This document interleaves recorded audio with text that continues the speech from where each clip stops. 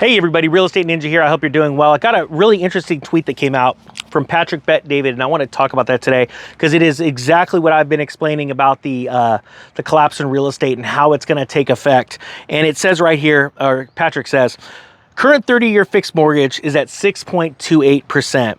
It was 2.8% just a year ago. Literally almost exactly a doubling, right? Since most people buy a house based on monthly payment, here's what it means. Now, I've talked about this ever since this channel started in Economic Ninja, is that real estate only depends on the amount you're paying per month, because 90-something% of the people that buy houses are using a mortgage, right? And it's their personal property, or they're buying a rental and they can only go past, go beyond, because they're using debt to buy the rental, what a renter is willing to pay, okay? So the exact same scenario, whether it being you paying a mortgage or your renter paying a mortgage, it's based on how much you can pay per month, all right? There's a big discrepancy or misnomer, a misconception in the industry, or in the world actually, especially the nation of America, where people think that these big hedge funds are buying up all the houses, and that's actually not true, all right? It is still a majority of the homes purchased and sold are purchased by retail investors, you and me, all right?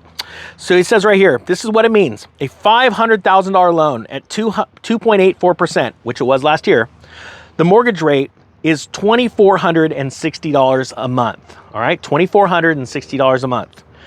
Today, a $350,000 loan at 6.28%, which is the current rate, is $2,451 a month. So the same monthly payment.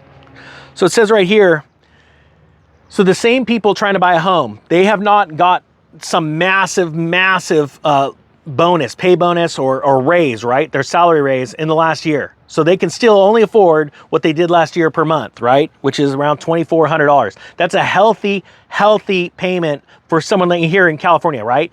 Because I've literally met people that are paying $4,000 a month and they are literally living off of credit cards. And they're telling me, well, I have no choice. I'm like, yeah, you do. Get yourself into a 1-bedroom apartment.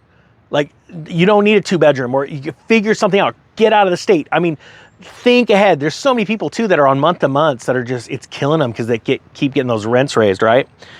So what Patrick says here, now think about that.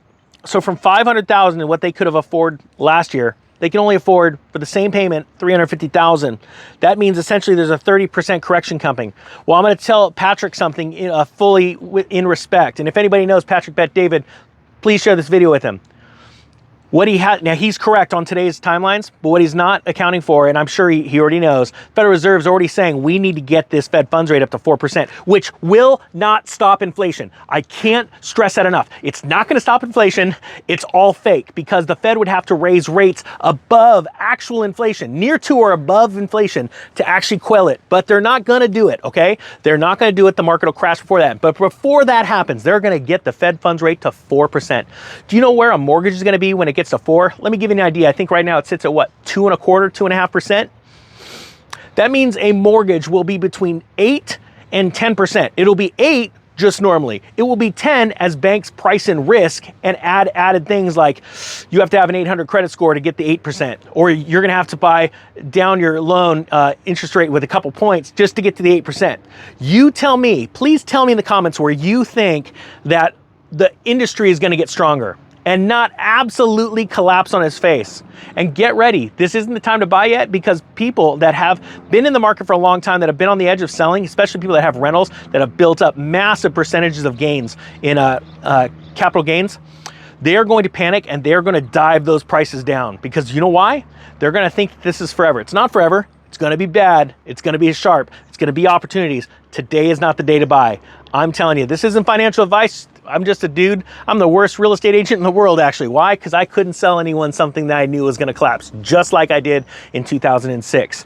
But it's my humble, non-professional advice to wait. The storm's coming and we're going to crush it. I want to warn as many people as I can that it's coming, and we're going to have all that stuff, be able to show people how to buy with no money down and walk into banks and buy off their foreclosure list, just like I did way back when in 2001. But it's going to be better. All right, guys, that being said, I thank you so much for watching. Thanks to everybody that hit the thumbs up button, to all the new subscribers, because this is not the Economic Ninja channel. This is the Real Estate Ninja. See ya.